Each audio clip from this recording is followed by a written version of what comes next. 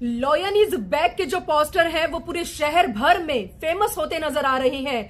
दोस्तों, दिलबाग सिंह के चाहने वालों की खुशी का वाकई में ही कोई ठिकाना नहीं। और बता दें कि यमुनानगर से ये खुशी की लहर चलकर पूरे हरियाणा के अंदर दौड़ती नजर आ रही है। आज हर कोई बेसब्री के साथ उस घड़ी का इंतजार कर रहा है जब उनके लोकप्रिय, उनके चहेते नेता दिलबाग सिंह की उनके बीच में वापसी होगी और सभी जो है अपने सामने दिलबाग सिंह को देखेंगे। और इसी के चलते यमुनानगर की एक ऐसी शख्सियत जिसका राजनीति से दूर दूर तक कोई वास्ता नहीं, लेकिन सरकार पर आरोप लगाने के लिए हर कुछ समय के बाद इस शख्सियत को कैमरे के सामने भी आने का बड़ा शौक है।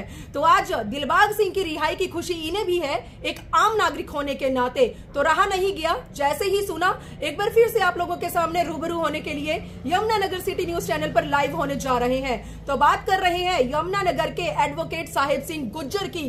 तो चलिए, गुज्जर जी हमारे साथ जुड़ चुके हैं। बड़ा अच्छा मुद्दा इन्होंने आज का रखा है, दिलबाग सिंह की रिहाई का। पेशे से वकील तो है ही, तो एक बार जान लेते हैं क्या कुछ दिलबाग सिंह जी के लिए आज कहना चाहते हैं और जो मुद्दे रहने वाले हैं उसके लिए आप लोग हमारे साथ लाइव जुड़े रहें। चलिए, यमुनानगर सिटी न्यूज चैनल पर करते हैं आज की खास बातचीत, वो भी यमुनानगर के ही साहिब सिंह एडवोकेट के साथ। साहिब देखिए, सबसे पहले तो सिटी न्यूज के दर्शकों को नमस्कार। और आपने कहा कि कितनी खुशी है, मुझे इस खुशी से ज्यादा भारतीय चोर पार्टी की हार की ज्यादा खुशी है। मैं इनको भारतीय चोर पार्टी, भारतीय जालिम पार्टी, भारत जलाओ पार्टी, भाईचारा जलाओ पार्टी, भारत तोड़ो पार्टी, इनके नामों से इनको नाम दिया करता था। लेकिन एक सप्ताह के अंदर सुप्रीम कोर्ट ने इनको भारतीय डकैत पार्टी बोलने का काम किया। आप बोलोगे कि डकैत पार्टी कैसे हो गई? क्योंकि चोरी जो होती है ना, चोरी रात के अंधेरे में डाली जाती है, लेकिन डक्का जब डलता है वो दिन के उजाले में डलता है। सुप्रीम कोर्ट ने कहा इतनी बड़ी बदमाशी, बेईमानी, गुंडागर्दी पहली बार मुझे लगता है लोकतंत्र के इतिहास में, डेमोक्रेसी के इतिहास में पहली बार देखने को मिली। और ये गुंडागर्दी किसकी थी? ये गुंडागर्दी थी बीजेपी की, भारतीय डकैत पार्टी की। और जब ये गुंडागर्दी का 8 वोट कैंसिल करने के बाद जब ये जीत इनको मिली थी, चोरी की जीत, डकैती की जीत, तो भारतीय जनता पार्टी के राष्ट्रीय अध्यक्ष जेपी नड्डा ने ट्वीट किया था कि ये मोदी की जीत है। मैं उससे पूछना चाहता हूं, सुप्रीम कोर्ट ने डंडा चलाने का काम किया, दिलबाग जी की रिहाई के लिए हाई कोर्ट ने डंडा चलाने का काम किया, क्या इस गुंडागर्दी का श्रेय भी आप मोदी को देने का काम करेंगे?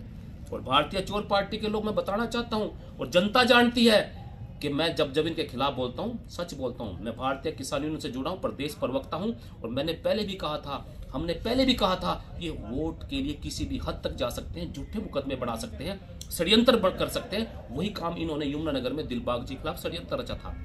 और ये तो कुछ भी नहीं, इन्होंने तो दंगे कराने का काम किया। मैं तो इनके बारे में 2 पंक्तियां बताने का काम करूंगा कि ये ना राम के हैं ना कृष्ण के हैं, बेईमानी भी इनसे हारी है। ये वोट केवल मात्र वोट के पुजारी हैं, खून में इनके गद्दारी, गद्दारों से इनकी यारी है। और वोट के लिए पुलवामा में मरवाया जवानों को, उसकी जांच आधी अधूरी है। मुंह में इनके राम राम, बगल में छुरी है। और ये बगल में छुरी दिखाने का काम किसने किया? सुप्रीम कोर्ट ने किया। इन लोगों से बचो, इन गुंडों से बचो, इनके मुंह में राम राम और बगल में छुरी है। आज सुप्रीम कोर्ट का और हाई कोर्ट का धन्यवाद करता हूं कि न्याय की जीत हुई है, सच की जीत हुई है, और षड्यंत्र इनके ऊपर उल्टा पड़ा हुआ है। अब ये मुंह की खाके इनकी हार हुई है, इसलिए मुझे ज्यादा खुशी है। 4 जनवरी की सुबह ईडी की रेड यमुनानगर में 4 जगह पड़ी थी, आप अच्छी तरह से जानते हैं इस बात को। लेकिन ईडी की जो टीम है वो 8 जनवरी को दिलबाग जी को सिर्फ अपने साथ लेकर जाती है। क्या लगता है आने वाले चुनावों के चलते क्या वाकई में ही यमुनानगर के अंदर दिलबाग सिंह से खतरा सता रहा था भारतीय जनता पार्टी को या किसी को भी? क्या लगता है आपको? आपका नजरिया? देखिए, मेरा नजरिया नहीं, सबका नजरिया था कि भारतीय चोर पार्टी के लोग जबरदस्ती मुख्यमंत्री खट्टर के पूरी हार के सर्वे पूरे हरियाणा में आ चुके थे। उस हार को बचाने के लिए, जीत में बदलने के लिए इन्होंने यमुनानगर में मुख्यमंत्री को लेके आने का काम किया। जब इनको लगा सर्वे में सिर्फ एक ही चीज इनको जिता सकती है कि जो दूसरा विपक्ष है उसको जेल में डालने का काम करे, शायद वो सरेंडर करेगा, ईडी के डर से, सीबीआई के डर से मुख्यमंत्री को जिताने का काम करेंगे। लेकिन भारतीय चोर पार्टी के लोग, आपको बताना चाहता हूं, आज मुख्यमंत्री को लेकर ये मैदान में, आज मुख्यमंत्री की जमानत जब्त होगी। मैं तो कहता हूं उसके खिलाफ, मुख्यमंत्री के खिलाफ कौन लड़ेगा? हरियाणा, यमुनानगर की जनता लड़ेगी, यमुनानगर का किसान लड़ेगा, यमुनानगर का गरीब लड़ेगा। इनको जमानत जब्त कराने का काम करेंगे। अगर मुख्यमंत्री जी आप इतने ईमानदार हैं, जेल में आज भ्रष्टाचारी लोग होने चाहिए, ना कि ईमानदार लोग होने चाहिए। पूरे देश भर में चुनावों के चलते विपक्ष में बैठी सरकारों पर ईडी की रेड जारी है, इस पर आपका रिएक्शन क्या है? देखिए, ईडी की रेड ये अपने षड्यंत्र रचते हैं अपनी जीत को मजबूत करने के लिए। किसी भी तरह कहते हैं ना, कोई भी दांव पेच लगाओ, जीत हासिल करो, चाहे ईडी, क्योंकि ये ईडी ना होकर इलेक्शन डिपार्टमेंट और बीजेपी बन चुका है, इसका प्रयोग कर रहे हैं। और मैंने तो पहले भी कहा था, जितने भी तानाशाही इस संसार में, इस दुनिया में हुए हैं ना, वो सारे तानाशाही हो सकते हैं, लेकिन वो बेईमानी थे। इन्होंने बेईमानी की वजह से, ईडी की वजह से, सीबीआई की वजह से, और जो लोगों को डरा के, विपक्ष को डरा के जीत हासिल करना चाहते हैं, मैं कहना चाहता हूं, अगर इतने ईमानदार हैं मुख्यमंत्री जी, भारतीय चोर पार्टी के लोग इतने ईमानदार हैं, तो आज ईडी की रेड कहां पड़नी चाहिए? आज ईडी की रेड यमुना के अंदर, जो जिसको कमल केंद्र बोलते हैं, यमुनानगर के अंदर सबसे बड़ी ठगी का ठिकाना है, वहां 100-200 करोड़ पड़ेगा, वहां पड़नी चाहिए। मुख्यमंत्री के ठिकाने पर पड़नी चाहिए। उन लोगों के, जवाहर सिंह यादव जिसने 15,000 करोड़ रुपए कमाया इस सरकार के अंदर, गुड़गांव के अंदर, उसके घर पर पड़नी चाहिए। इसलिए ईडी की रेड अगर ईमानदारी से पड़े तो मुख्यमंत्री आवास पर, जवाहर सिंह यादव के आवास पर, और इनके कमल के अंदर, करण के अंदर, पूरे हरियाणा के अंदर जितने इनके कमल के अंदर जितने भी हैं, लूट के अंदर, वहां पर ईडी की रेड पड़नी चाहिए। तब मानेंगे ईमानदार लोग हैं। आज असत्य पर सत्य की जीत हुई है। कड़े संघर्षों को पार कर दिलबाग सिंह ने जो जीत हासिल की है, क्या वाकई में ही एक आम इंसान होने के नाते आपको खुशी हो रही है? क्या लगता है आपको? देखिए, मैंने पहले भी कहा और बार बार कहता हूं कि ये ईमानदारी की लड़ाई, ये बेईमानी के खिलाफ ईमानदारी की लड़ाई है, सच की लड़ाई झूठ के खिलाफ है, और अन्याय के खिलाफ न्याय की लड़ाई है। दिलबाग सिंह क्या, दिलबाग सिंह जैसे और भी जितने ईमानदार लोग होंगे वो जीत हासिल करके आएंगे। क्योंकि जो मुकदमे हैं, कोर्ट कानून क्या देखता है? कोर्ट तो कानून के अनुसार चलने वाली है, इन चोरों के कहने से नहीं चलती। उसने जब इन केसों को देखा भी, ये केस में कुछ भी नहीं है, आप जबरदस्ती एक व्यक्ति को जेल में डाल रहे हो, आपने दिखाना पड़ेगा उसने कसूर क्या किया है। लेकिन अगर इतने ईमानदार भारतीय चोर पार्टी के लोग होते तो उसके साथ आज ये सबूत लेकर आते, वहां तो कुछ भी नहीं मिला। इसलिए मैं ये मानता हूं कि ये जो दिलबाग जी बाहर आए हैं, इन्होंने सच की जीत, सच इनके साथ था, न्याय इनके साथ था, ईमानदारी इनके साथ, इसके बाहर आए हैं। और मैं कहता हूं इनके खिलाफ और मजबूती से लड़ने का काम करें। और भारतीय किसान यूनियन की वजह पर प्रदेश प्रवक्ता के नाते जहां जहां अन्याय के खिलाफ लड़ाई होगी, झूठ के खिलाफ लड़ाई होगी, हम वहां खड़े मिलेंगे। इसलिए भारतीय चोर पार्टी के लोगों, आप मुख्यमंत्री को लेकर आइए, आपकी यहां जमानत जब्त कराने का काम हम करेंगे। दिलबाग सिंह जी के लेकर तो आपने खुशी जाहिर कर दिया, लेकिन अब जो है यमुनानगर का सिटी न्यूज चैनल का आपका सबसे बड़ा मुद्दा, आप अच्छी तरह से जानते हैं, पेशे से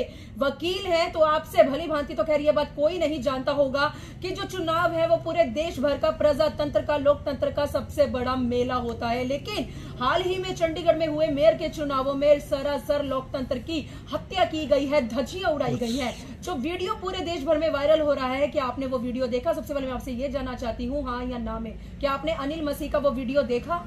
देखिए, हमने वो वीडियो भी देखा जो चंडीगढ़ में घटना घटी थी, और वीडियो वो भी आ गया जो सुप्रीम कोर्ट में उस वीडियो के ऊपर प्रतिक्रिया दी गई। Chief justice of supreme court ने ये कहा, this is the murder of democracy. इससे बड़ी घटना इस देश के अंदर न घटी थी और न घट सकती है और न कभी आज के इतिहास में घटी थी। इसलिए ये जो घटना घटी है ना, यहां तक कि देश की जनता के अंदर रोष है। मैं कहता हूं, आप लोगों को महंगाई से मार दो, तेल के पेट्रोल के भाव से मार दो, लेकिन बेईमानी से अगर आप लोकतंत्र के साथ लोकतंत्र की हत्या करने का काम करेंगे, देश की जनता आपको माफ करने का काम नहीं करेगी। इतनी बड़ी गुंडागर्दी, मैं तो कहता हूं इतनी बड़ी गुंडागर्दी, बदमाशी पहली बार हमने देखने को मिली, इतिहास में कहीं भी नहीं है। केवल मात्र 36 वोट को गिनने में 8 वोट को कैंसिल किया गया, और वो भी जानबूझकर। आने वाले चुनाव में करोड़ों वोटों के साथ कितनी घपलेबाजी हो रही, इनकी बेईमानी की कोई हद नहीं है। और मैंने सुप्रीम कोर्ट का धन्यवाद करता हूं, सुप्रीम कोर्ट ने कहा इसके खिलाफ मुकदमा दर्ज हो जाना चाहिए। मैं तो कहता हूं उन लोगों के खिलाफ भी मुकदमा दर्ज होना चाहिए जिन्होंने इस घटना को अंजाम देने के लिए दबाव बनाया गया। इसके पीछे बीजेपी है, बीजेपी के लोगों के द्वारा जो शामिल थे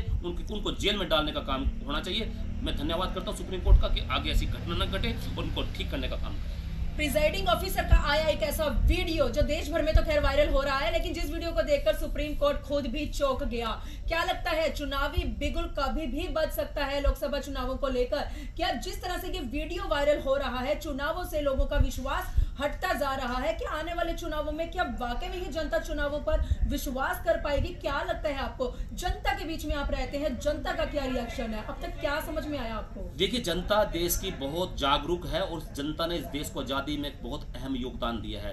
देश 400 साल गुलाम रहा है, अंग्रेजों का भी गुलाम रहा है, लेकिन जब अंग्रेजों की जाति हुई थी, अत्याचार हुए थे, देश की जनता ने लड़ाई लड़ने का काम किया, तो आज भी वैसे ही हालात बन चुके हैं। आज मैं देख रहा था दिल्ली के अंदर ईवीएम को लेकर प्रदर्शन किया गया, किसी के द्वारा नहीं दिखाया गया, उस न्यूज को दबाया गया, उसको लेकर कौन आ रहे हैं? ना कोई विपक्ष पार्टी आ रही है, ना कोई संगठन आ रहा है। देश की जनता ने आवाज उठाई है कि करोड़ों वोट जो डलती है, ईवीएम से छेड़खानी हो रही है। जो केवल मात्र इतनी मांग है कि जब बटन दबाया जाए, जो पर्ची निकल कर आती है वो वोटर के हाथ में होनी चाहिए, उस पर्ची को खुद बॉक्स में डालने का काम करे। मुझे लगता है देश की जनता जागरूक है, इस लड़ाई को जनता लड़ने का काम करेगी, क्योंकि एक ही तो हमारे पास हथियार है सरकार को बदलने का, सरकार का दिमाग ठीक करने का। अगर वही राइट हमसे छीन लिया जाएगा तो देश में रह क्या जाएगा? यही सुप्रीम कोर्ट ने कहा है कि मर्डर ऑफ डेमोक्रेसी ये हम बर्दाश्त नहीं कर सकते। इसलिए देश की जनता से प्रार्थना करूंगा, अपने वोट को बचा कर रखिए और इन लोगों के खिलाफ देने का काम करें। सूत्रों के हवाले से एक और चीज सामने आ रही है कि देश का धरती पुत्र अन्नदाता किसान एक बार फिर से लड़ाई लड़ने के लिए सड़क पर उतरने वाला है, दिल्ली पर जाने वाला है।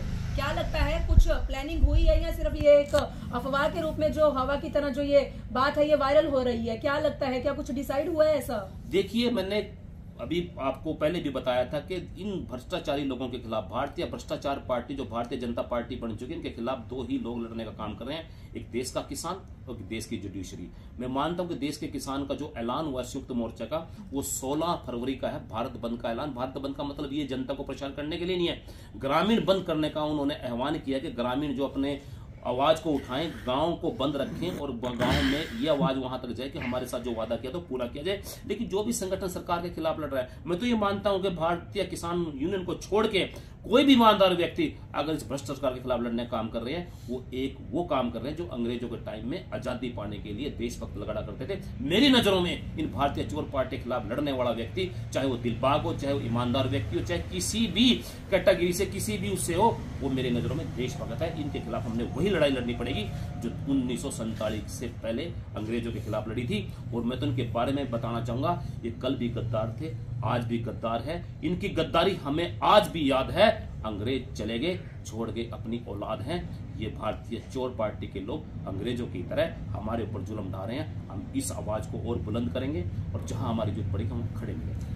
यमुनानगर पर एक आखिरी संदेश कोई अपनी ओर से देना चाहेंगे? यमुनानगर सिटी न्यूज के जो दर्शक आपको देख रहे हैं या जो जनता आपको देखने वाली है। देखिए, यमुनानगर की जनता को मैं सबसे पहले धन्यवाद करूंगा कि हमें सुनने का काम करते हैं। लेकिन यमुनानगर के अंदर जहां जहां हमारी जरूरत पड़ी, हमारा संगठन ने वहां लड़ाई लड़ने का काम किया। हार्ट केयर हॉस्पिटल को हमने बंद कराने का काम किया, बैंक को एक किसान की पेमेंट दिलाने का काम किया, स्कूलों के खिलाफ लड़ने का काम किया, नगर निगम के खिलाफ लड़ने का काम किया। कहीं भी जाति, अगर भारतीय चोर पार्टी, भारतीय जो जनता पार्टी की सरकार है, अगर इसके द्वारा अन्याय की बात आपके खिलाफ होगी, हम वहां खड़े मिलेंगे। और एक बात कहना चाहूंगा, इनके बहकावे मत माना। नकली देशभक्त है, नकली राम भगत है। राम ने सत्ता को ठुकराया था, जंगल में चले गए थे, और सत्ता पाने के लिए ये लोग किसी भी हद तक जा सकते हैं। इनके बहकावे मत आना। ना ये भगवे के हैं, ना ये तिरंगे के हैं, दंगेबाज हैं, केवल दंगे हैं, दंगे से हैं। इनसे बच के रहने की जरूरत है। सबका नमस्कार, सबका धन्यवाद। तो ये थे यमुनानगर से एडवोकेट साहिब सिंह गुर्जर, जिन्होंने दिलबाग सिंह की रिहाई को लेकर एक तरफ तो हमारे चैनल पर खुशी जाहिर की है, लेकिन दूसरी ही तरफ सरकार के ऊपर बहुत बड़े बड़े आरोप लगाए हैं। इनका मानना है कि बीजेपी की सरकार जो है वो तानाशाही सरकार है। जनता तो बदलाव देखना चाहती है, लेकिन जब तक ईवीएम का कमाल है तब तक बीजेपी को हटाना नामुमकिन है। इस तरह की जो बातें हैं या जो आरोप है साहिब सिंह एडवोकेट सरकार पर लगाते नजर आ रहे हैं। और साहिब सिंह एडवोकेट का साफ साफ कहना है कि सरकार के खिलाफ जब जब जनता सड़कों पर उतरेगी तो देश के अन्नदाता किसान होने के नाते हमेशा जो अब तक सरकार का विरोध करते आए हैं और जनता का जो है साथ देते आए हैं, ऐसा ही जो सिलसिला है आने वाले समय में भविष्य में भी किसानों की ओर से और खासकर साहिब सिंह एडवोकेट की ओर से देखने को मिलेगा। तो आज की एक बड़ी अपडेट के साथ रात के समय एडवोकेट साहिब सिंह के निवास स्थान से लाइव जुड़े हैं। जिन्होंने इनको सुना, जिनको इनकी बातें अच्छी लगी, तो कमेंट बॉक्स में अपनी राय भी जरूर बताएं। और अब तक जिन्होंने यमुनानगर सिटी न्यूज चैनल को फॉलो नहीं करा तो प्लीज वो भी कर ले, ताकि घर बैठे या कहीं पर भी बैठे यमुनानगर की जितनी जरूरी अपडेट्स हैं वो आप लोगों तक पहुंच सके। तो वीडियो जर्नलिस्ट मनप्रीत के साथ यमुनानगर से मनदीप कौर की रिपोर्ट।